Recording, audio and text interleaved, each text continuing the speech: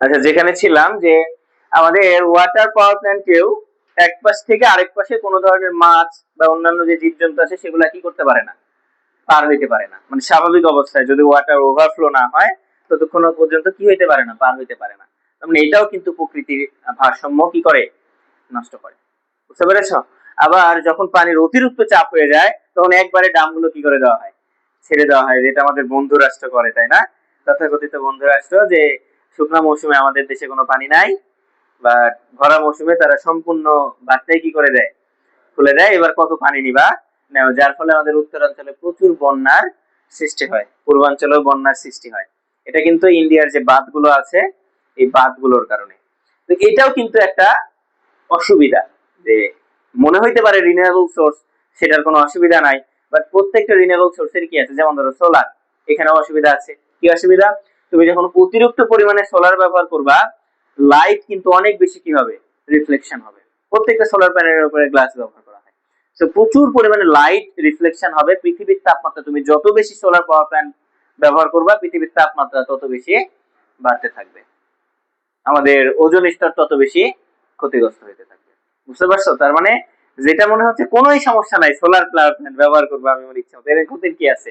সেখানেও আসলে ক্ষতি আছে। তো পৃথিবী যত উন্নত হচ্ছে, যত মডার্নাইজেশনের দিকে যাচ্ছে, তত বেশি পৃথিবী ধ্বংসের দিকে অগ্রসর হচ্ছে। এটা আমাদেরকে মেনে নিতেই হবে, কিছু করার নাই। আবার আমরা চাইলেও এগুলো বাদ দিতে পারবো না। তো এগুলো হচ্ছে সুবিধা অসুবিধা। আমরা যদি এখন একটা ওভারভিউ নিয়ে একটা স্টিম পাওয়ার প্ল্যান্টের, দেখা যাচ্ছে সব দেখতে পাচ্ছ, আমি চাইলে এর বড় করতে পারি নাই, কেননা চিত্র এর থেকে আবার বাইরে চলে যাচ্ছে আর কি। হ্যাঁ, আর পুরো চিত্র তো একটার মধ্যে আনতে হবে, নাহলে তো আমরা কার্যক্রমে বুঝতে পারবো না। তো প্রথমে আমি জাস্ট এটা ওভারভিউ দিব, তারপরে তোমরা এক্সামে কিভাবে দাগাবে সেটা দেখাবো। আমরা মূলত এক্সামে দাগাবো এইটা, এটা তোমাদের পলিটিক নিয়ে করে আসছো, যারা করে আসছো না, আমরা মূলত এক্সামে দাগাবো এটা, যেটা তোমরা খুব কষ্টে মুখস্থ করেছিল পলিটিক নিয়ে থাকতে জানি, দু একজন হয়তো নাও করতে পারো, বাট আমি করেছিলাম মিনিমাম তো 50 বার দাগাইছি এর। বুঝতে পারছো? পলিটিক নিয়ে মিনিমাম 50 বার দাগাইছি, একদম হুবহু মুখস্থ, বুঝার কোনো সময় নাই ভাই, একদম টানা মুখস্থ করে ফেলেছিলাম তীর চিহ্ন সহকারে, যে কোনটা কোন দিকে। বুঝছো? দিয়ে পরীক্ষা লিখে দিয়ে আসছি, আসছিল পরীক্ষায়। বুঝছো? আমি যে সময় পরীক্ষা দিয়েছিলাম, আসছিল পরীক্ষায়, মুখস্থ ছিল, একদম মনের খুশিতে দেখা দিয়েছিলাম। তো এটাও বলবো, এটাও বুঝাবো আমরা। আগে আমরা একটা ওভারভিউ নিব, হ্যাঁ, এটা থেকে, যে আসলে কার্যপ্রণালী কিভাবে কাজ করে জিনিসটা। আমাদের স্টিম পাওয়ার প্ল্যান্টটা মূলত কয়লা ভিত্তিক পাওয়ার প্ল্যান্ট। তো সেখানে একটা কোল্ড স্টোরেজ আছে, কয়লাকে ইংরেজিতে কোল বলা হয় আর কি। তো একটা কোল্ড স্টোরেজ আছে, যেখানে এই যে কনভেয়ার বেল্টের মাধ্যমে কয়লাগুলো এসে কি হচ্ছে, জমা হচ্ছে। এই কয়লাগুলো যদিও এখানে খুবই সিম্পলি দেখানো হয়েছে, কেননা এটা জাস্ট ওভারভিউ, এর ভেতরে আরো অনেক কিছু আছে যেগুলো দেখানো হয় নাই। এখানে তোমার এই কয়লাগুলো একদম চূর্ণ বিচূর্ণ করা হয়, তারপরে এইখানে এসে আরেকটা ধাপে একদম গুঁড়া গুঁড়া করে ফেলা হয়, পাউডার করে ফেলা হয় আর কি। ঠিক আছে? আমাদের আটা ময়দা আছে না, আটা ময়দার মতো পাউডার করে ফেলা হয়, যেগুলো এগুলাকে খুব ভালোভাবে কি করা যায়, স্প্রে করা যায়, ছড়িয়ে দেওয়া যায়, দুইটা উদ্দেশ্যে, যারা খুব ভালোভাবে এদেরকে কন্ট্রোল করতে পারি। দ্বিতীয়ত, আমি যখন ওই যে কয়লা তো দেখছি আমরা নাকি, যদি একদম প্রাকৃতিক কয়লা নাও দেখি, আমার মায়েরা যখন রান্না করে সেই চুলার কয়লা দেখছি কিনা, যে যখন কাঠ দিয়ে দেয় সরাসরি, কাঠ পুরার পরেও কি থাকে, দোলা দোলা অংশ থেকে যায়, সেগুলো হচ্ছে কয়লা। ওই জিনিসটা যখন আমি সরাসরি এখানে দিয়ে আগুন ধরিয়ে দিব, এর নিচে অনেকটাই ছাই জমা হবে। এই ছাইটা যেন জমা না হয়, জমা হলেও যেন খুবই কম পরিমাণে জমা হয়, বেশিরভাগ অংশই যেন আমরা ব্যবহার করতে পারি এই কয়লার। এই কারণে এটাকে আগেই কি করে নেওয়া হয়, একদম পাউডার করে নেওয়া হয়। ঠিক আছে? নেওয়ার পরে এই কয়লাটা আমরা এখানে দিচ্ছি, যেটা বয়লারের মধ্যে কি করছে, জ্বলছে। এই কয়লা জ্বলার ফলে এখানে প্রচুর পরিমাণে কি উৎপন্ন হচ্ছে, তাপ উৎপন্ন হচ্ছে। আর উপরে যে জিনিসগুলো দেখতে পাচ্ছ, এগুলো হচ্ছে পাইপ, পানির পাইপ, নরমাল পানি, জাস্ট ডিমিনারালাইজড করা আছে এতটুকুই। এগুলো সাধারণ কি পানি। এই পানিটা আসছে কই থেকে? এই পানিটা আসছে হচ্ছে এই যে রিজার্ভার, এখানে কি আছে, নদী। এই নদী থেকে পাম্পের মাধ্যমে রিজার্ভারে নিছি, এই রিজার্ভার থেকে এই কুলিং টাওয়ারের মধ্যে দিয়ে আমাদের এইখান দিয়ে কোথায় গেছে, বয়লারের মধ্যে দিয়ে, পাইপের মধ্যে দিয়ে পানিগুলো চলে গেছে। এবং যেখানেই তোমরা স্টিম পাওয়ার প্ল্যান্ট দেখবে, দেখবে পাশে একটা কি আছে, নদী আছে, কেননা প্রচুর পরিমাণে পানি দরকার আমাদের এখানে। নদীর ছাড়া ভূগর্ভস্থ পানি ভূগর্ভস্থ পানি দ্বারা এত পাওয়ার মেটানো সম্ভব না। এত পানি আমরা ভূগর্ভস্থ থেকে ব্যবহার করতে পারবো না। এটা আমাদের পরিবেশের জন্য ক্ষতিকর, আবার এখানে যেহেতু নদীতে আমাদের পর্যাপ্ত পরিমাণে পানি আছে, আমরা খুবই অল্প খরচে এখান থেকে পানি নিতে পারি। এই জন্য যতগুলো পাওয়ার স্টেশন সবই নদীর পাশে হয়। তো এই পানিটা যখন এই পাইপের মধ্যে দিয়ে যাচ্ছে, এখানে যদিও বা আগুন থেকে উপরে দেখানো হয়েছে, বাট বাস্তবে আগুন থেকে উপরে হয় না, একদম আগুনের কাছাকাছি হয়। তো এই এখানে যে তাপ উৎপাদন হলো, এই তাপগুলোর ফলে এই পাইপের মধ্যে যে পানিগুলো আছে এগুলো কিসে পরিণত হবে? বাষ্পে। এই বাষ্পটা গিয়ে, এই স্টিমটা গিয়ে কোথায় আঘাত করবে? টারবাইনে। টারবাইনে যে ব্লেড আছে ওখানে যখন আমরা হাই স্পিড স্টিম যখন আঘাত করবে, তখন এই টারবাইনটা কি করা শুরু করবে? ঘোরা শুরু করে দিবে। আর এই টারবাইনটা কানেক্ট করা আছে জেনারেটরের সাথে বা অল্টারনেটরের সাথে। এইটা ঘুরবে আর এইটা ঘুরবে, মানে সেখানে কি উৎপন্ন হবে? ইলেকট্রিসিটি প্রডিউস হবে। এটা হচ্ছে সিম্পল ওভারভিউ যে কিভাবে এই কাজটা করা হচ্ছে। এটা ছাড়াও এর মধ্যে আরো অনেক কাজ আছে, যেমন আমাদের এখানে একটা র্যাঙ্কিং সাইকেলও আছে। সেটা হচ্ছে যে আমরা এই পানি বারবার, নতুন পানি কিন্তু আমরা নদী থেকে নিই না, আমরা ওই একই পানি বারবার কি করি? রিসাইকেল করি। নদী আছে মানে যে এখানে আমাদের অফুরন্ত পানি আছে, বিষয়টা কিন্তু এরকম না। আমাদের লিমিটেড পানি আছে, কিন্তু সেটার মধ্যে দিয়ে আমাদের কাজটা সারতে হবে। আবার যখন আমি প্রতিবারই নদী থেকে পানি নিব, তখন প্রতিবারই আমাকে সেটাকে নতুন ভাবে কি করতে হবে? গরম করতে হবে। আর আমি যদি ওই একই জিনিসটা বারবার ব্যবহার করতে পারি, তাহলে আমাকে এই প্রথমবার যে উত্তপ্ত করতে যে খরচটা হয়েছিল, সেটা আমার কি হয়ে যাবে? হ্যাঁ, ডিমিনারালাইজড করা এখানে যদিও বা দেখানো নাই। ওয়াটার ট্রিটমেন্ট চেম্বার থাকে একটা, এটা জাস্ট ওভারভিউ, তো এখানে নাই, আমরা পরেরটাতে দেখতে পাবো যে একটা ওয়াটার ট্রিটমেন্ট চেম্বার থাকে যেখানে ডিমিনারালাইজড করা হয়। ডিমিনারালাইজড মানে বুঝি তো আমরা, মানে পানির মধ্যে শুধু পানি থাকে না, এখানে অনেক ধরনের মিনারেল থাকে। মিনারেল মানে খনিজ পদার্থ থাকে অনেক ধরনের, যেগুলাকে আগে কি করে নিতে হয়? বাদ দিয়ে নিতে হয়, ডিমিনারালাইজ করতে হয়, যেন আমরা সহজে এটাকে কি করতে পারি? হিট করতে পারি। এবং ওই খনিজ পদার্থগুলো যেন আমাদের টারবাইনের ব্লেড, অন্যান্য যে উপাদানগুলো আছে এগুলাকে যেন কি করতে না পারে? ক্ষতিগ্রস্ত করতে না পারে, কোন ধরনের বিক্রিয়ায় যেন অংশগ্রহণ না করতে পারে। এই কারণে এটাকে কি করে নিতে হয়? ডিমিনারালাইজ করে নিতে হয়। তো এটা যদি আমি প্রতিবার নদী থেকে পানিগুলো নিব, সেটা আমাদের খরচটা কি করবে? বৃদ্ধি করবে। এই জন্য বারবার সাইকেলের মাধ্যমে এটাকে নেওয়া হয়, যে আমি বাষ্পে পরিণত করছি, সেই বাষ্পটা, এই যে এক্সস্ট যে বাষ্পটা, এখানে হিট করার পরে সেটার গতি এবং টেম্পারেচার দুইটাই কমে যায়, কাইনেটিক এনার্জি কমে যায়, সেটা আবার এইখানে কন্ডেন্সারের মাধ্যমে ঠান্ডা করা হয়। সেইটাকে আরো বেশি ঠান্ডা করা হয় কিসের মাধ্যমে? কুলিং টাওয়ারের মাধ্যমে পানিতে রূপান্তর করে সেই পানিটাকে আবারও এর মধ্যে দিয়ে কি করা হয়? ব্যবহার করা হয়। বুঝতে পেরেছো? দেখো এখানে এটা হলুদ কালার দেওয়া আছে না, তার মানে হচ্ছে গরম, স্টিম। ঠিক আছে, এর টেম্পারেচারটা বেশি, এই কন্ডেন্সারের মাধ্যমে কিছুটা কমানো হয়েছে। আর এরপরে কুলিং টাওয়ার দিয়ে যখন আসছে, তখন সম্পূর্ণভাবে কি হয়ে গেছে? ঠান্ডা হয়ে গেছে। সেটাকে আমরা আবারও এখানে কি করতে পারছি? ব্যবহার করতে পারছি। এটা হচ্ছে ওভারভিউ আর কি একটা স্টিম পাওয়ার প্ল্যান্টের। আমরা আরো বিস্তারিত দেখবো সামনে।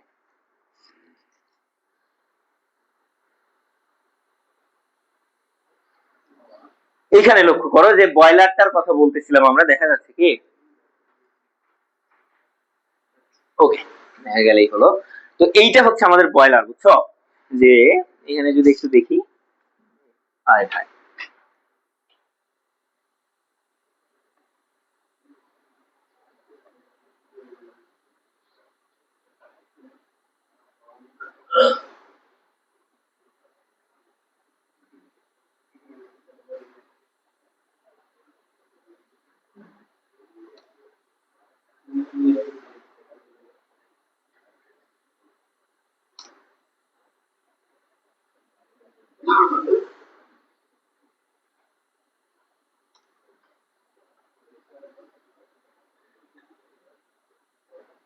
ওকে, তো এখানে একটু লক্ষ্য করো যে আমাদের এইটাই হচ্ছে সে বয়লার, বুঝছো? আমি জানি না কতটুকু দেখা যাচ্ছে, এটাই হচ্ছে সে বয়লার, যেখানে এই জায়গাগুলোতে কি দেখা যাচ্ছে? আগুনটা কি বেশি দেখা যাচ্ছে। এটার কারণ হচ্ছে ওই যে বললাম যে আমাদের কয়লাগুলোকে প্রথমে কি করে নেওয়া হয়? গুঁড়ো গুঁড়ো করে নেওয়া হয়। এই গুঁড়ো গুঁড়ো যে কয়লাটা আছে, এটা কয়েকটা স্প্রের মাধ্যমে এইখানে এইখানে এইখানে এইখানে এই জায়গাগুলোতে দুই দিক থেকে কি করে দেওয়া হয়? স্প্রে করে দেওয়া হয়েছে। স্বাভাবিকভাবে যেখানে কয়লাটা ইনজেক্ট হচ্ছে, সেখানে আগুনের পরিমাণটা কি হবে? বেশি হবে। এই আগুনটা যখন দাও দাও করে জ্বলছে, এই বয়লারের দুই পাশে এরকম সোজাসুজি অনেকগুলো পাইপ আছে, যে পাইপের মধ্যে দিয়ে কি যাচ্ছে? পানি যাচ্ছে। ওই যে ঠান্ডা পানি যেগুলো আসতেছিল, এই পানিগুলো এই যে এদিক দিয়ে, এই দুই পাশ দিয়ে, এই বয়লারের চারিপাশ দিয়ে, এখানে 2D তাই মনে হচ্ছে দুই পাশে বাট আসলে চারিদিক দিয়ে কি আছে, পাইপ আছে, যে পাইপ গুলোতে এই হিট গুলো সরাসরি লাগছে, ফলে সেখানে কি তৈরি হচ্ছে, বাষ্প তৈরি হচ্ছে। এই পাইপ গুলো নিচে তাকালে আরেকটু ভালো বুঝতে পারবা তোমরা, আমি দেখাই।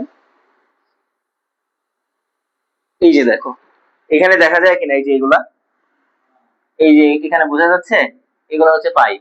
এর দুই পাশ দিয়ে কি আছে, অনেকগুলো পাইপ আছে, চারিদিক দিয়ে পাইপ দেওয়া আছে। এই পাইপ গুলোর মধ্যে দিয়ে এই পানিগুলো কি হচ্ছে, উপরের দিকে যাবে, পানি এই সাইড দিয়ে নিচে প্রবেশ করবে, এরপরে নিচে দিয়ে দুই পাশ দিয়ে হবে কোন দিকে যাবে, উপরের দিকে যাবে, কেননা পানির টেম্পারেচার যত বাড়বে পানি তত উপরের দিকে প্রবাহিত হতে থাকবে। এটা আমাদের এক্সট্রা কোনো ফোর্স কম লাগবে, তো এই জন্য পানিটা নিচে দিয়ে ইনজেক্ট করা হয় এবং এই দুই পাশ দিয়ে পানিগুলো উপরে উঠতে থাকে, এবং উপরে উঠতে উঠতে এখানে যে পরিমাণে হিট প্রডিউস করা হয় তাতে করে সেই পানিটা কিসে পরিণত হয়ে যায়, বাষ্পে পরিণত হয়ে যায়। এবং আমরা ধীরে ধীরে দেখতে পাবো এই যে পানিটা আমরা এখানে ইনজেক্ট করলাম, এখানে ইনজেক্ট করব একদম ঠান্ডা পানি না, আমাদের এই যে পাওয়ার প্ল্যান্টটা আছে, পাওয়ার প্ল্যান্টের এফিসিয়েন্সিটা বাড়ানোর জন্য আমরা এখানে ঠান্ডা পানি ইনজেক্ট করি না, এই পানিটাও পূর্বেই আমরা কি করি, গরম করে নিই। এই পানিটা পূর্বেই আমরা গরম করে নিই, সেটা হচ্ছে প্রি হিটারের মাধ্যমে। প্রি হিটারের মাধ্যমে আমরা এই পানিটা আগেও কি করে নিই, গরম করে নিই। এতে করে আমাদের এই পাওয়ার প্ল্যান্টের এফিসিয়েন্সিটা বাড়ে। কেন, দেখো যে আমরা এখানে যখন আগুনটা জ্বালাচ্ছি, এখানে অনেকগুলো ফ্লু গ্যাস তৈরি হচ্ছে, ওই গ্যাসেরও কিন্তু টেম্পারেচার অনেক বেশি, তো ওই গ্যাসগুলো তো উপরে উড়ে চলে যাবে, আমি যদি ছেড়ে দিই তাহলে ওই গ্যাসগুলো উপরে উড়ে চলে যাবে না, ওই তাপগুলো আমাদের কি হবে, লস হবে। এই লসটা যেন না হয়, এই তাপগুলোকে আরেকটা পাওয়ার পাইপের মাধ্যমে, এই যে এদিক দিয়ে আরেকটা পথের মাধ্যমে এদিক দিয়ে নিয়ে আসা হয়, একটু পরে দেখতে পাবো। ওইটার যে টেম্পারেচার, এই টেম্পারেচারটাকে কাজে লাগিয়ে পানি এখানে আসার আগেই গরম হয়ে যাবে, এখানে আসার আগেই পানিটা কি হয়ে যাবে, গরম হয়ে যাবে। শুধু যে পানি গরম করা হয় এরকম না, এইখানে আগুন জ্বলতে গেলে আমাদের একটা সহায়ক প্রয়োজন, সেটা কি, অক্সিজেন। আমি যদি একটা বদ্ধ বয়লারের মধ্যে কয়লা দিয়ে দিয়ে আগুন ধরিয়ে দিই, আগুন জ্বলবে? মানে কন্টিনিউয়াস সাপ্লাই প্রয়োজন কিসের, অক্সিজেন, অর্থাৎ বাইরে থেকে বাতাস প্রয়োজন, সেখানে কন্টিনিউয়াসলি সেখানে বাতাস ইনজেক্ট করতে হবে। শুধু যে অক্সিজেন ইনজেক্ট করি এমন না, বাইরে থেকে আমরা সেখানে কি ইনজেক্ট করি, বাতাস ইনজেক্ট করি, বাতাসের মধ্যে কি আছে, অক্সিজেন। আমি যদি এখন এখানে আগুন জ্বালাই, জ্বলবে না? অবশ্যই জ্বলবে, কিন্তু একটা বাক্সের মধ্যে যদি আগুন জ্বালানোর চেষ্টা করি যেখানে বাতাস নাই, সেখানে কখনোই কি জ্বলবে না, আগুন জ্বলবে না, কেননা আগুন জ্বলতে গেলে অক্সিজেন প্রয়োজন। এই জন্য বাইরে থেকে বাতাস দেওয়া হয়, এই বাতাসটাকেও ঠান্ডা বাতাস দেওয়া হয় না, এই বাতাসটাও কি করে দেওয়া হয়, গরম করে দেওয়া হয়, যেটাও এয়ার প্রিহিটারের মাধ্যমে গরম করা হয়। এই গরমটাও করা হয়, এই যে গ্যাসগুলো এদিক দিয়ে বের হয়ে যাচ্ছে না, ওই গ্যাসগুলোর মাধ্যমে বাতাস কি করা হয়, গরম করা হয়। দিয়ে এই যে দেখতে পাচ্ছ, একদিক দিয়ে কয়লা আসতেছে, আরেক দিক দিয়ে কি যাচ্ছে, বাতাস যাচ্ছে, এই দুইটা একসাথে যখন আমরা দিচ্ছি তখন এখানে দাও দাও করে আগুনটা জ্বলে উঠছে। আমরা যদি এর পরে যাই,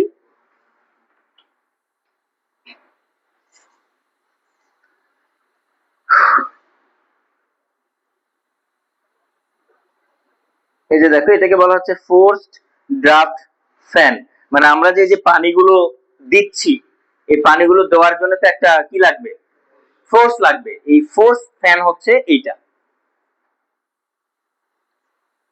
আর এটাকে বলা হচ্ছে পালভারাইজার, পানি না, মানে কয়লা, কয়লাগুলো দেওয়ার জন্য যে ফ্যানটা ব্যবহার করা হয় সেটা হচ্ছে ড্রাফট ফ্যান।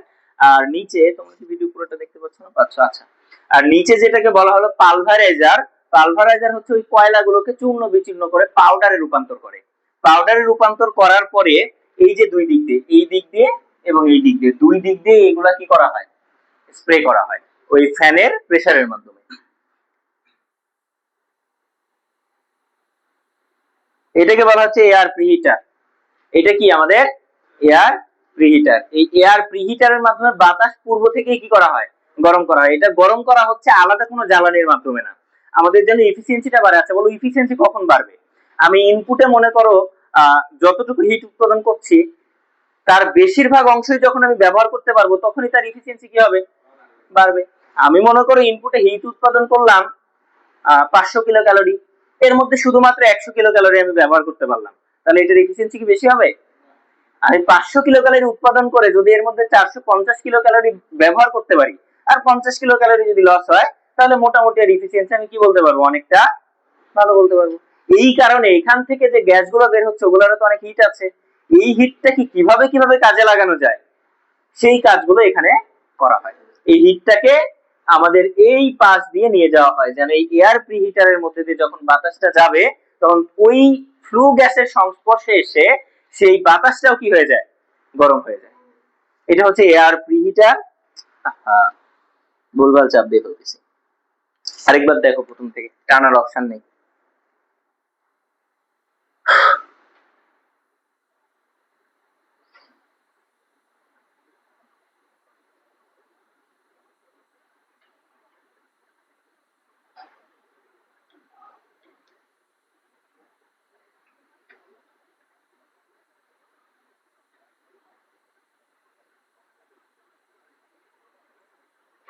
সেই এয়ার প্রিহিটার, এই দেখো এখন দেখা যায় মনে হয় হালকা করে, এদিকে একটু হালকা হলুদ ভাব আছে না, আর স্ক্রিনে খুবই ভালো করে দেখা যাচ্ছে, কিন্তু এখানে একটু লাইট কমের কারণে হালকা দেখা যাচ্ছে।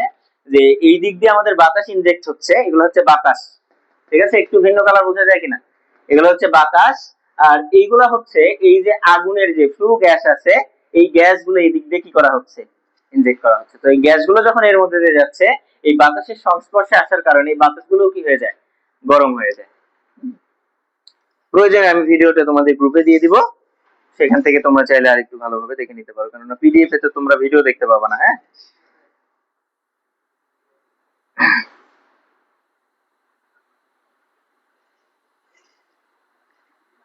এরপরে আসো, এই যে পানিগুলো তো বাষ্পে পরিণত হয়ে গেল নাকি, এই পানিগুলো দেখি এখানে কি দেখাচ্ছে। এরপরে এখানে যেটা দেখাচ্ছে যে ওই যে ফ্লু গ্যাস যেটা আছে, ওই ফ্লু গ্যাসটা ওই দিক দিয়ে বের হয়ে যাচ্ছে। এখন আসো, এই যে ইকোনোমাইজার, ইকোনোমাইজার নামটা কি ইকোনমির সাথে রিলেটেড, তাই না? যে আমাদের ইকোনমিক্যালি সেভ করবে এই জিনিসটা, যে খরচ কমাবে কিভাবে, এক্সট্রা জানাল আমাদের। যদি এখানে ইকোনোমাইজার না দিতাম, এই যে ফ্লু গ্যাস গুলো আছে এগুলো সম্পূর্ণ আমাদের পরিবেশে কি হয়ে যেত, উন্মুক্ত হয়ে যেত, কোনো কাজে লাগাইতে পারতাম না। এই ইকোনোমাইজারের কাজটা হচ্ছে ওই যে বললাম না, যে আমরা নিচে যখন পানিটা দেই, এই পানিটা আগে থেকেই একটু কি করা হয়, গরম করা হয়। এটা হচ্ছে সেই জিনিস যার মাধ্যমে পানিটা আগে থেকেই একটু গরম করা হয়। এইটার মাধ্যমে আমাদের পানিটা যখন ওই পাইপের মধ্যে দিয়ে প্রবেশ করায়, তার আগেই ইকোনোমাইজারের মাধ্যমে ওই পানিগুলো প্রিহিট করে নেওয়া হয়। এই প্রিহিটটাও করা হয় কিসের মাধ্যমে, ওই যে ফ্লু গ্যাস আছে, এখানকার যে ধোঁয়াগুলো, গরম যে গ্যাসগুলো, এই গ্যাসগুলো কোন দিক দিয়ে যাচ্ছে, এই যে হালকা একটু কালার বোঝা যাচ্ছে, এই পাইপের মধ্যে দিয়ে যাচ্ছিল, মনে আছে কিনা, যে এক্সস্ট লিখেছিল না একটু আগে, তো এই পাইপের মধ্যে দিয়ে ওই গ্যাসগুলো যাচ্ছে। তো আমরা যখন ওই চেম্বারের মধ্যে এই চিকন চিকন পাইপের মধ্যে দিয়ে পানি নিয়ে যাচ্ছি, তখন ওই গ্যাসগুলো কি এই পাইপগুলোকে স্পর্শ করে যাচ্ছে না, তার মানে এই পাইপগুলো গরম হচ্ছে, এর মধ্যে যে পানি সেগুলোও কি হয়ে যাচ্ছে, গরম হয়ে যাচ্ছে। এই যে পানি প্রেরণ করার পূর্বেই আমরা তাকে আগেই গরম করে দিলাম, তাও আবার কি ব্যবহার করে, যেগুলো আমার ওয়েস্ট হতো, ওই ফ্লু গ্যাসগুলো আমি কিন্তু কোনো, যদি ছেড়ে দিতাম চলে যেত, ওর কোনো কাজ ছিল না, শুধুমাত্র এখানে গরম করা ছাড়া। ওই গ্যাসগুলোকে কাজে লাগিয়ে আমি পানি পূর্ব থেকেই কি করে ফেললাম, গরম করে ফেললাম। আমার উদ্দেশ্য হচ্ছে স্টিম তৈরি করা। কারণ আমি মনে করো পানি আগেই 100°C নিয়ে চলে গেলাম, ওই বয়লারে দেওয়ার পূর্বেই আমি কোথায় নিয়ে চলে গেছি, মনে করো 80°C আমি বয়লারে দেওয়ার পূর্বেই নিয়ে চলে গেছি, তাহলে সেটা আমার সুবিধা না? বয়লারে গিয়ে শুধুমাত্র আর 20°C বাড়াইলে আমাদের সেটা কি হয়ে যাচ্ছে, স্টিম হয়ে যাচ্ছে। তার মানে এই কাজটা করে কি আমাদের ইকোনোমাইজার। ইকোনোমাইজারের কাজ গেল। এই ইকোনোমাইজারের মাধ্যমে পানিটা চলে যায়, এই যে দিক দিয়ে দেখাচ্ছে নীল কালার, বুঝতে পারছো নিশ্চয়ই, আমাদের ইকোনোমাইজারের মাধ্যমে স্টিম ড্রামে আসে, তারপরে এখানে পাইপের মধ্যে দিয়ে নিচে চলে আসে, একদম নিচে এসে তারপরে কোথায় যায়, বয়লারে ইনজেক্ট হয়। এরপরে বয়লারের দুই দিক দিয়ে যাওয়ার সময় এখানে কি তৈরি হয়ে গেছে, বাষ্প কিন্তু অলরেডি তৈরি হয়ে গেছে, কিন্তু এই বাষ্পটা আমরা সরাসরি ব্যবহার করি না, আমরা আরো ইফিসিয়েন্সি বাড়ানোর জন্য এই যে বাষ্পটা তৈরি হলো, এই বাষ্পটা এখন সুপার হিটারের মধ্যে দিয়ে নিয়ে যায়। এই যে উপরের অংশে যে জিনিসগুলো দেখতে পাচ্ছ এই পাশে, দেখাবে এখনই, ওইগুলোকে বলা হচ্ছে সুপার হিটার। এখানে তো অলরেডি বাষ্প তৈরি হয়ে গেছে, বাট এই বাষ্পগুলোকে এখন আমরা নিয়ে যাব সুপার হিটারের মধ্যে দিয়ে। এই সুপার হিটার কি, এই যে দেখো এখন যে অংশগুলো লাল দেখতে পাচ্ছ না, এগুলো হচ্ছে সুপার হিটার। এইটা কি দেখো, আগুন কিন্তু এই বয়লারের কোথায় জ্বলছে, নিচে, ওর মাধ্যমে চারিদিক দিয়ে পাইপ আছে যার মাধ্যমে বাষ্পগুলো কি করা হয়েছে, তৈরি করা হয়েছে। এখন এই বাষ্প তৈরি হয়েছে ঠিক আছে, বাট এখনো এই বাষ্পর তাপমাত্রা ওই পরিমাণে বৃদ্ধি পায় নাই, তাপের সাথে আমাদের প্রেসার রিলেটেড, আমরা তাপ যত বাড়াবো প্রেসার তত বাড়বে। আচ্ছা তোমরা প্রেসার কুকার দেখেছো তো, প্রেসার কুকারে আসলে কি করা হয়, একটা বদ্ধ পাত্র, তাই না? ওই বদ্ধ পাত্রে তুমি তাপ দিতেই আছো। সাধারণ পাতিলের থেকে প্রেসার কুকারে রান্না তাড়াতাড়ি কেন হয়, ভালো সিদ্ধ কেন হয়? কারণ হচ্ছে ওই পাত্রটা কি বদ্ধ। তুমি যখন নরমাল পাত্রে রান্না করছো, তুমি নিচে দিয়ে তাপ দিচ্ছ, উপর দিয়ে তাপ বের হয়ে যাচ্ছে। তুমি যে পানি দিচ্ছ ওখান যে স্টিম তৈরি হচ্ছে, স্টিমটা উপর দিয়ে বের হয়ে যাচ্ছে। তুমি যখন বদ্ধ পাত্রে সেটা করছো, সেখানে কন্টিনিউয়াসলি তুমি তাপ দিতেই আছো, উপর দিয়ে স্টিম বের হওয়ার কোনো জায়গা আছে? স্বাভাবিকভাবে নাই। তার মানে ওইখানে স্টিম তৈরি হচ্ছে, তাপমাত্রা বাড়তে থাকছে। আর স্বাভাবিক পাত্রে 100 ডিগ্রি সেলসিয়াস এর পরে গিয়ে সেখানে স্টিম তৈরি হচ্ছে, ওই স্টিম গুলো উড়ে চলে যাচ্ছে, মানে একটা ফর্ম থেকে আরেকটা ফর্মে রূপান্তর হয়ে সেটা চলে যাচ্ছে। মানে সেখানে কিন্তু 100 ডিগ্রির বেশি আর তাপমাত্রা কি হচ্ছে না, বাড়ছে না। কিন্তু প্রেসার কুকারে কিন্তু তাপমাত্রা 100 ডিগ্রির বেশি হয়ে যায়, কেননা সেখানে স্টিম তুমি কন্টিনিউয়াসলি তাপ দিচ্ছ, কিন্তু স্টিম গুলো বাইরে বের হতে পারছে না। তারপরে টেম্পারেচার ধীরে ধীরে রাইজ হচ্ছে এবং সেখানকার প্রেসারটাও ধীরে ধীরে বাড়ছে। আর উপরে যে ভালভটা থাকে ওটার একটা নির্দিষ্ট প্রেসার আছে, ওই প্রেসারের পরে গিয়ে সেটা কি হয়ে যাবে, রিলিজ হয়ে যাবে। তার মানে প্রেসার যেহেতু বাড়ছে, আর তোমরা, আমি জানি না ফিজিক্সে তোমাদের কতটুকু পড়াশোনা হয়েছে, প্রেসার বাড়লে কিন্তু বয়েলিং পয়েন্টটা কি হয়ে যায়, কমে যায়। মানে একটা জিনিস বয়েল হইতে, মনে করো পানি নরমালি 100 ডিগ্রিতে গিয়ে স্ফুটনাঙ্কের, কিন্তু যদি ওটা হাই প্রেসারে করা হয় তাহলে স্ফুটনাঙ্ক কি হয়ে যাবে, কমে যাবে। আরো অল্প টেম্পারেচার ওই কি হয়ে যাবে, সরি স্ফুটনাঙ্ক আরো বেড়ে যাবে আর কি। আমি নট শিওর কমে যাবে নাকি বেড়ে যাবে, যে কোনো একটা হবে, এই মুহূর্তে আমার মনে হচ্ছে না। যে কোনো একটা হবে আর কি, যেটা হলে আমাদের উপকার হবে। এখন আসো যে এই জায়গাতে যেটা হবে, যে ওই প্রেসারটা উচ্চ প্রেসারের কারণে, যখন প্রেসারটা অনেক বেড়ে যায়, ওই ভালভটা রিলিজ হওয়ার পরে একটা শব্দ করে সেই স্টিম গুলো রিলিজ হয় না? ওর সামনে যদি বাই এনি চান্স কোনোদিন তোমাদের হাত গেছে, হাত একদম ঝলসে যাবে, একদম ঝলসে যাবে তোমাদের হাত। ওই যে স্টিমটা উপরের, ওইটার স্পিড এত বেশি কেন বলো? কেননা টেম্পারেচার অনেক বেশি, ওর প্রেসারটা অনেক বেশি। এখন তুমি চিন্তা করো তো, ওই যে অনেক স্পিডে স্টিমটা বের হয়ে গেল, অনেক বেশি স্পিড এমন না, এইখানে আরো বেশি স্পিডে বের হবে, বাট ওইখানে তো একটা নির্দিষ্ট স্পিডে বের হচ্ছে নাকি। আর ওর সামনে তুমি যদি এখন একটা পাখা ধরো, সেই পাখাটা ঘুরবে না? এই একই কাজ এখানেও করা হয়, যে আমরা যে স্টিমটা তৈরি হলো এটাকে আরো বেশি হিট করার জন্য এখানে সুপার হিটার ব্যবহার করেছি, যেখানে অনেকগুলো পাইপের মাধ্যমে এই পাইপগুলো, এই পানিগুলো নিয়ে যাওয়া হচ্ছে। এবং এটা কোথায় স্থাপন করা হয়েছে? এই বয়লারের উপরের মাথায়। এই বয়লারের উপরের মাথায় যেহেতু আমরা এটাকে স্থাপন করেছি, তার মানে ওই যে ফ্লু গ্যাস গুলো তৈরি হচ্ছে, ফ্লু গ্যাস গুলো কোন দিক দিয়ে যাচ্ছে, এদিক দিয়েই যাচ্ছে। তার মানে ওই গ্যাসের যে টেম্পারেচার, আমাকে এইখানে ওই যে স্টিমটা তৈরি হয়েছিল, এই স্টিমের টেম্পারেচার আরো বৃদ্ধি করার জন্য এক্সট্রা কোনো জ্বালানি ব্যবহার করতে হলো। ওই জ্বালানির মাধ্যমেই, ওই ফ্লু গ্যাসের মাধ্যমেই আমি এখানে আবার ওই স্টিম গুলোকে কি করছি, হিট করছি। যার ফলে এই যে এর মধ্যে যে স্টিম গুলো আছে, টেম্পারেচার এবং প্রেসার দুইটাই কি অনেক বেশি বৃদ্ধি পায়, যার ফলে হাই স্পিডে তখন এই স্টিম গুলো আমাদের টারবাইনের দিকে প্রবাহিত হওয়া শুরু করে। আর এইখানে কেন শুধু একটা পাত্রের মধ্যে পানি রেখে দেওয়া হলো না বলো দেখি? মোটা একটা পাইপ দিয়ে ওর মধ্যে পানি নিয়ে যেতে পারতাম না? এখানে চিকন পাইপ গুলো কেন ব্যবহার করা হলো? যেন আমাদের এরিয়াটা বৃদ্ধি পায়, আমাদের যে সারফেস এরিয়া, এই এরিয়াটা যেন বৃদ্ধি পায়। যত বেশি জায়গা জুড়ে আমাদের আগুন একে হিট করবে, যত বেশি জায়গা জুড়ে আমাদের এই ফ্লু গ্যাসটা পানির সংস্পর্শে আসবে, তত বেশি গরম হবে। আমি যদি এটা মোটা পাইপের মধ্যে দিতাম, শুধু এই পাইপের চারিদিক দিয়ে আগুনের হিটটা লাগতো, মাঝখানের পানি কি হতো না, গরম হতো না। কিন্তু যখন ওই পানিটাকে আমরা চিকন চিকন পাইপের মধ্যে দিয়ে ভাগ করে দিয়েছি, এই প্রত্যেকটা পাইপেরই চারিদিক দিয়ে কি আঘাত করবে, ফ্লু গ্যাস গুলো আঘাত করবে। তার মানে বেশি এরিয়া জুড়ে আমার পানিটা কি পাচ্ছে, হিট পাচ্ছে। অর্থাৎ দ্রুত গতিতে এটা কি হতে পারবে, হিট হতে পারবে। পানি বলো আর স্টিম বলো, যেটাই বলো, চারিদিক দিয়ে আমাদের হিটটা এতে আঘাত করছে, ফলে দ্রুত গতিতে কি হইতে পারবে, স্টিমের টেম্পারেচার বাড়তে পারবে। এই জন্য মোটা পাইপের মাধ্যমে জাস্ট পানি না গিয়ে এরকম চিকন চিকন পাইপের মাধ্যমে পানিগুলো নিয়ে যাওয়া হয়। বুঝতে পেরেছি? এরপরে আসে যে আমাদের সুপার হিটারের মাধ্যমে আমরা আরো বেশি হিট করলাম, এরপরে আমাদের যে স্টিমটা পেলাম আমরা, এই স্টিমটা এখন আমরা টারবাইনের ব্লেডে নিয়ে গিয়ে আঘাত করব। যে এইবার আমরা এটা নিয়ে গেছি কোথায়, পাওয়ার টারবাইনে। এই স্টিমটা এবার হিট হয়ে গেছে মোটামুটি, আমাদের যতটুকু প্রয়োজন, এই স্টিমটা এবার চলে যাবে আমাদের টারবাইনের ব্লেডে।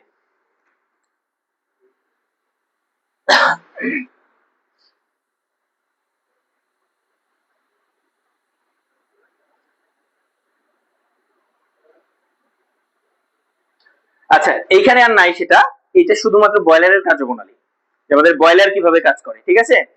বাকিটুকু তোমরা নিজেরা এখন বুঝতেছো যে ওই যে স্টিমটা হলো, ওই স্টিমটা এখন কোথায় চলে যাবে, টারবাইনে চলে যাবে। টারবাইনে যাওয়ার ফলে সেখানে আমাদের কি তৈরি হবে, ওই টারবাইনের ব্লেডটা ঘোরা শুরু করবে।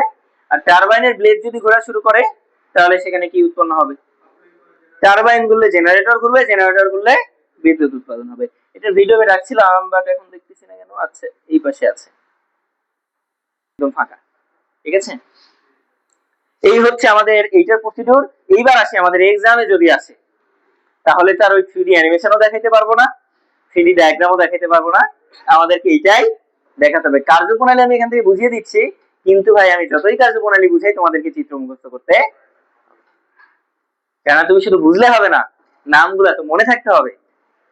তুমি বুঝার মাধ্যমে সহজে মুখস্থ করতে পারবে যে কোনটার পর কোনটা ছিল, বাট নামগুলো তো তোমার কি থাকতে হবে, মুখস্থ থাকতে হবে। বুঝতে পারছো? তাহলে সর্বপ্রথম দেখো এখানে কি হচ্ছে, একদম যদি প্রথম থেকে শুরু করি, এখানে একটা নদী আছে, নদীর পরে এখানে কি দেখানো হয়েছে, ওয়াটার ট্রিটমেন্ট চেম্বার। এটাতে কি করা হয়, ডিমিনারেলাইজ করা হয় পানিটাকে। এই ডিমিনারেলাইজ করার পরে এই পানিটাকে কোথায় নিয়ে যাওয়া হয়েছে, ফিড ওয়াটার পাম্পের মাধ্যমে, মানে এটা একটা ওয়াটার পাম্প। এই নদী থেকে পানিটা তো বয়লার পর্যন্ত নিয়ে যেতে হবে আমাকে, এইটা কি আমাদের বয়লার, এই পর্যন্ত তো পানিটা নিয়ে, এটা কিন্তু জাস্ট ব্লক ডায়াগ্রাম। তো এই পর্যন্ত তো আমাদের পানিটা নিয়ে যেতে হবে, এই পানিটা নিয়ে যাওয়ার জন্য আমাদের একটা শক্তি প্রয়োজন, তো সেটা কে করছে, পাম্পে। এরপর হচ্ছে ফিড ওয়াটার হিটার, মানে ওখানে পাঠানোর আগে আমি পানি কিছু পরিমাণে কি করে নিচ্ছি, হিট করে নিচ্ছি। এরপরে এইখান থেকে চলে আসছে কোথায়, তীর চিহ্ন খেয়াল করবা, এইটার পরে কোথায় চলে গেছে, ইকোনোমাইজার। ইকোনোমাইজার কি, ওই যে ফ্লু গ্যাসের মাধ্যমে পানিগুলোকে পাইপের মাধ্যমে নিয়ে গিয়ে এই বয়লারে দেওয়ার পূর্বেই সেটাকে কিছু পরিমাণে কি করা হয়, হিট করা হয়। তাহলে ইকোনোমাইজারের মাধ্যমে কোথায় চলে আসলো, বয়লারে। এবার বয়লারে শুধু পানি আসলো, বয়লারে আগুন জ্বালাইতে হবে না, এই আগুনটা আমরা জ্বালাই কিসের মাধ্যমে, কয়লার মাধ্যমে। এই যে এদিক থেকে কয়লার একটা স্টোরেজ আছে, এই কয়লার স্টোরেজ থেকে কোথায় চলে আসলো, কোল হ্যান্ডেলিং প্ল্যান্ট।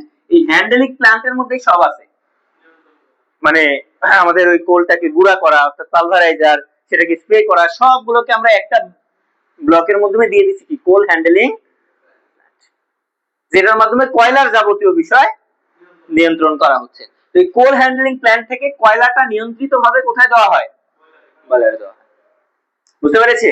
এখন আমার সব সময় তো একই সমান জ্বালানি প্রয়োজন নাই, আচ্ছা বলো, আমার কখনো জ্বালানি বেশি প্রয়োজন, কখনো জ্বালানি কম প্রয়োজন, তো সেটা আমরা এই কোল হ্যান্ডলিং প্ল্যান্টের মাধ্যমে নিয়ন্ত্রণ করব।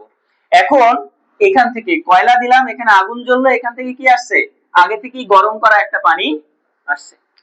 এই গরম করা পানি যেহেতু আসছে, এখানে এখন পানিটা কিসে পরিণত হয়ে যাবে, বাষ্পে পরিণত হয়ে যাবে। এই বাষ্পটা এখন এদিক দিয়ে কোথায় চলে যাবে, সুপার হিটারে। আমরা দেখেছি না একটু আগে কার্যপ্রণালী, এই বাষ্পটা সুপার হিটারের মধ্যে দিয়ে আরো বেশি হিট হবে। সুপার হিটারের মাধ্যমে আরো বেশি হিট হওয়ার পরে একটা ভালভের মাধ্যমে কোথায় চলে গেল, টারবাইন। এই ভালভটার কাজ হচ্ছে স্টিমটাকে কন্ট্রোল করা, যে আমার ওই স্টিমটা কি সবসময় কি টারবাইন আমার একই পরিমাণ শক্তি প্রয়োজন, আমার যখন পিক আওয়ার তখন টারবাইনের শক্তিটা কি প্রয়োজন, বেশি প্রয়োজন, অন্যান্য সময় কি টারবাইনের শক্তিটা কম প্রয়োজন, সেটা কন্ট্রোল করা হয় কিসের মাধ্যমে, ভালভের মাধ্যমে। তো এই সুপার হিটারের মধ্যে দিয়ে আমাদের স্টিমটা কোথায় চলে গেল, টারবাইনে চলে গেল। এই টারবাইনটা ঘুরলো, টারবাইনের সাথে একটা অল্টারনেটর কানেক্টেড, অল্টারনেটর ঘুরলো, অল্টারনেটর ঘোরার ফলে বিদ্যুৎ উৎপাদন, কার্যপ্রণালী তো শেষ।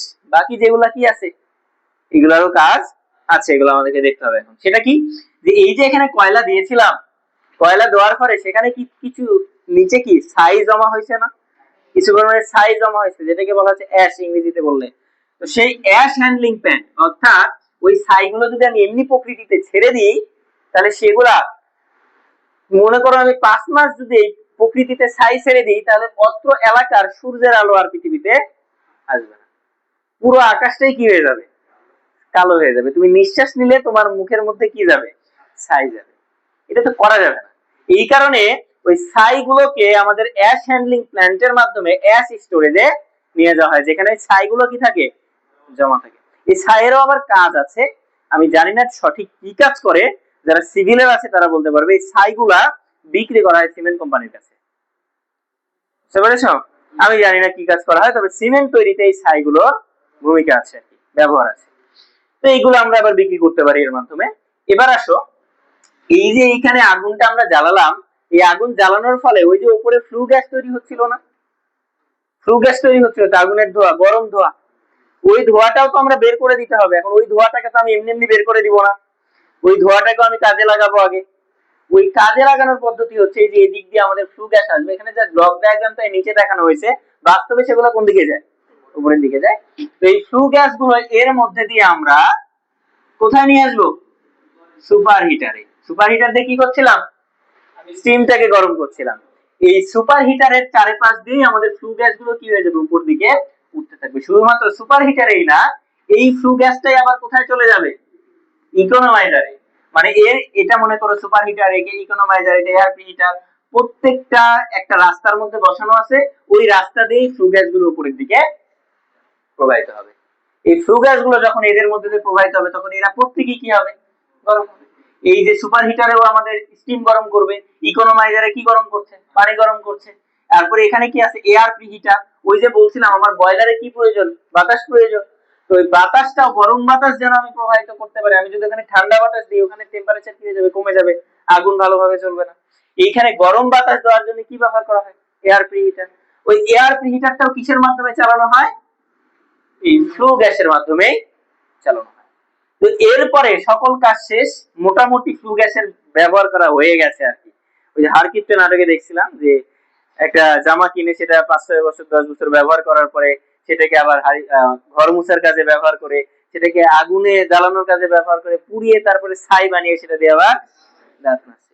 তো এখানেও তাই হয়েছে আর কি, যে যত ধরনের ব্যবহার করা যায় সবগুলোই ব্যবহার করে ফেলেছি, এবার সময় হয়েছে কে ছেড়ে দেওয়া। তো সবগুলো কাজে ব্যবহার করার পর এটা চিমনির মাধ্যমে আমাদের পৃথিবীতে ছেড়ে দেওয়া হবে। তো এখানে আরেকটা জিনিস থাকে, সেটাকে বলা হয় প্রিসিপিটার্স, এরকম একটা নাম বলা হয়। তো এটার মাধ্যমে কি করা হয়, এই যে ধোঁয়াগুলো আছে না, ফ্লু গ্যাস, এর মধ্যেও কিন্তু ছাইয়ের কণা আছে, এর মধ্যেও কিন্তু ছোট ছোট ছাইয়ের কণা আছে। তুমি এমনিতেই আগুন জ্বালাইলে দেখবা যে ছাই উড়ে, যদি সেরকম কোনো গুড়া গুড়া কোনো কিছু যদি হয় তাহলে ছাইটা কি উপরের দিকে উড়ে। তো ওই ছাইগুলো আমি সরাসরি পৃথিবীতে ছেড়ে দিলে এটাও আমাদের পৃথিবীর জন্য ক্ষতিকর। এই জন্য ওইখানেও একটা অ্যাশ ট্রিটমেন্ট প্ল্যান্ট ওখানে বসানো হবে, যার মাধ্যমে ওইটাকে পরিশোধিত করে তারপরেই পৃথিবীতে ছাড়া হবে, যেন কালো দোহা সরাসরি আমাদের পৃথিবীতে না যায়।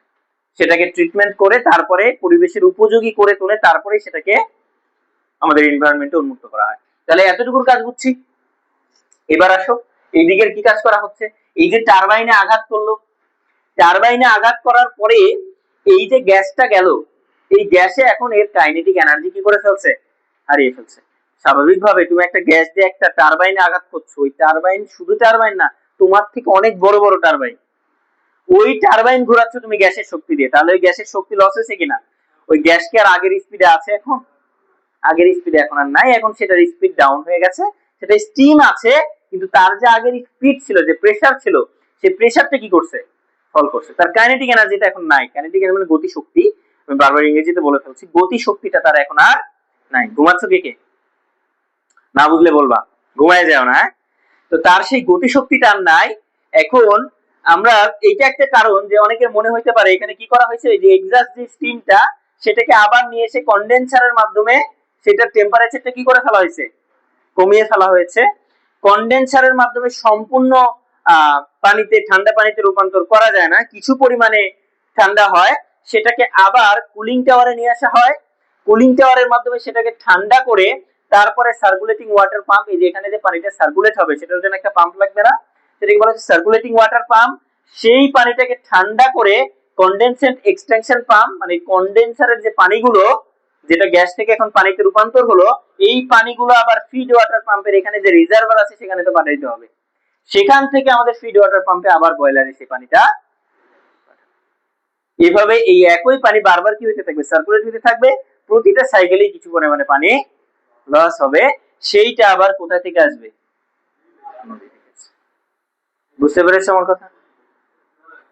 কার্যপ্রণালী মোটামুটি বোঝা গেছে কি, এখন এইটা তোমাদের দায়িত্ব হচ্ছে বুঝে বুঝে মুখস্থ করা, যে খাতায় কয়েকবার দাগানো, সেটা দাগিয়ে ছোটস্থ করে ফেলা, যেন পরীক্ষায় আসলে লিখতে পারো। হ্যাঁ বলো।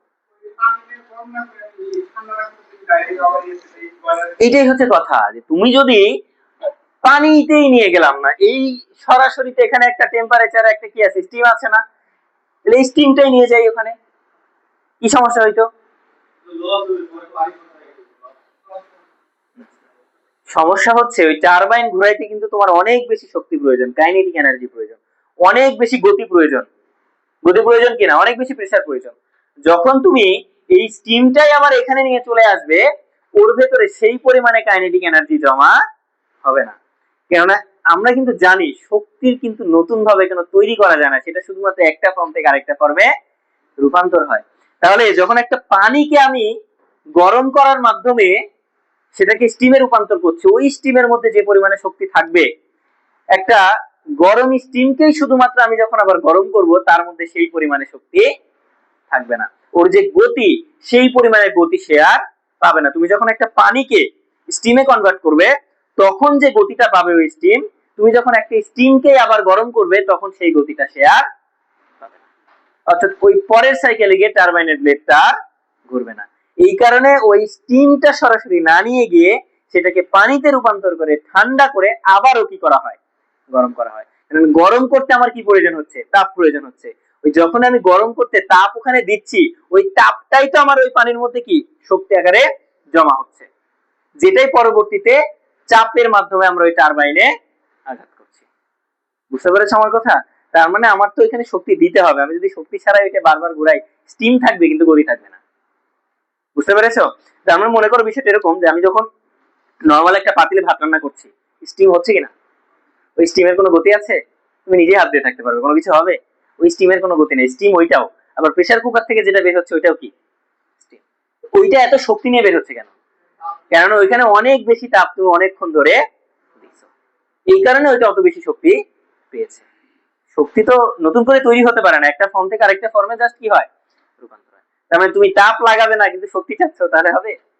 শক্তি পেতে গেলে তোমার তাপ তোমাকে দিতে হবে। বুঝতে পেরেছো? এই তাপ যেন দিতে পারি এই জন্য সেটাকে আবার কিসে নিয়ে যাওয়া হয়, পানিতে নিয়ে যাওয়া হয়, ঠান্ডা করা হয়, আবার সেটাকে গরম করা হয়। বুঝতে পেরেছো আমার কথা? ভালো কোশ্চেন। হ্যাঁ বলো।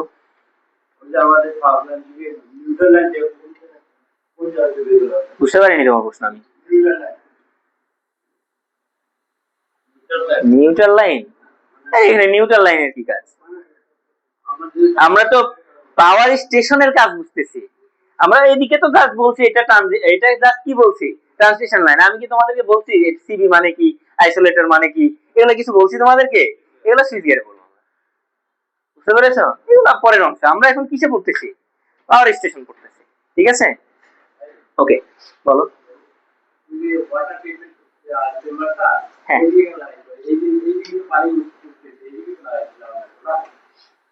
হ্যাঁ, না না, পানিতে এদিক থেকে নেওয়া হয়েছে প্রথমে। পানি প্রথমে এদিক থেকে নেওয়া হয়েছে না? হ্যাঁ, পানি প্রথমে এদিক থেকে নেওয়া হয়েছে। এবং দেখো এখানে একটা বিষয় কি, এখানে কিন্তু সরাসরি তীর চিহ্ন দেওয়া নাই, আছে জাস্ট দেখানো হয়েছে এখানে একটা কি আছে, ওয়াটার ট্রিটমেন্ট চেম্বার আছে। এখানে কিন্তু কোনো তীর চিহ্ন নাই। দেখো যে এখান থেকে এখানে যাচ্ছে বা এখান থেকে এখানে যাচ্ছে, এরকম কিছু আছে নাই। তার মানে ওয়াটার ট্রিটমেন্ট চেম্বারটা যে আসলে এখানেই আছে, এখান থেকে এখানে যাচ্ছে, বিষয়টা এরকম না। রিজার্ভারের আগে ওয়াটার ট্রিটমেন্ট চেম্বারটা আছে, যেখানে আমরা পানিটা রিজার্ভ করছি তার আগে আমাদের ওয়াটার ট্রিটমেন্ট চেম্বারটা আছে।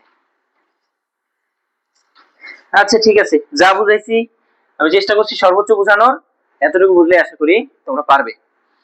এরপরেও যদি বেশি বুঝতে চাও তাহলে আসলে বাস্তবে ভিজিট করতে হবে, এছাড়া উপায় নাই। হ্যাঁ, বাস্তবে ভিজিট করলে হয়তো আরো বেশি জ্ঞান অর্জন তোমরা করতে পারবে। এক্সাইটার অল্টারনেটরকে এক্সাইট করতে হবে না, এটা তো তোমাদের জানার কথা ভাই। এই যে অল্টারনেটর, শুধু অল্টারনেটর ঘুরলেই কি সেখানে বিদ্যুৎ উৎপাদন হয়? সেখানে এক্সাইটার প্রয়োজন হয় না অল্টারনেটরে? সেটা তো মেশিন পার্টে চলে গেলাম আমরা। উত্তেজিত করে যে, সেটাই এক্সাইটার। তুমি ডিপ্লোমা ইঞ্জিনিয়ারিং শেষ করে আসছে, তুমি এক্সাইটার শোনো নাই কখনো? হতাশ। ওটা হচ্ছে অল্টারনেটর এক্সাইটার, মানে জেনারেটরে যে এক্সাইটার ব্যবহার করে আমরা এক্সটার্নাল, সেই এক্সাইটার সেটা। বুঝতে পারছো? ওইখানে তো আমাদের একটা ফিল্ড প্রয়োজন না, শুধু অল্টারনেটর ঘুরাইলে আমার বিদ্যুৎ উৎপাদন হয়ে গেল। সেখানে ম্যাগনেটিক ফিল্ড প্রয়োজন আছে না, ওই ফিল্ডটাকেই তৈরি করবে। বুঝতে পেরেছো? ওই ফিল্ডটা তৈরি করবে এক্সাইটার। যদিও বা ডিসি মেশিনে দেখবো এক্সাইটার। এখন আমরা পাওয়ার স্টেশন করছি। তো এটা গেল মোটামুটি আমাদের স্টিম পাওয়ার প্ল্যান্ট। বুঝছি তো মোটামুটি? তাহলে ক্লাসের একটা স্টেপ শেষ হইলো, আমরা পরবর্তী স্টেপে যাবো আর কি। এখন ম্যাথে যাবো আর কি, এটা এই পর্যন্তই থাক, বেশি বড় না করি।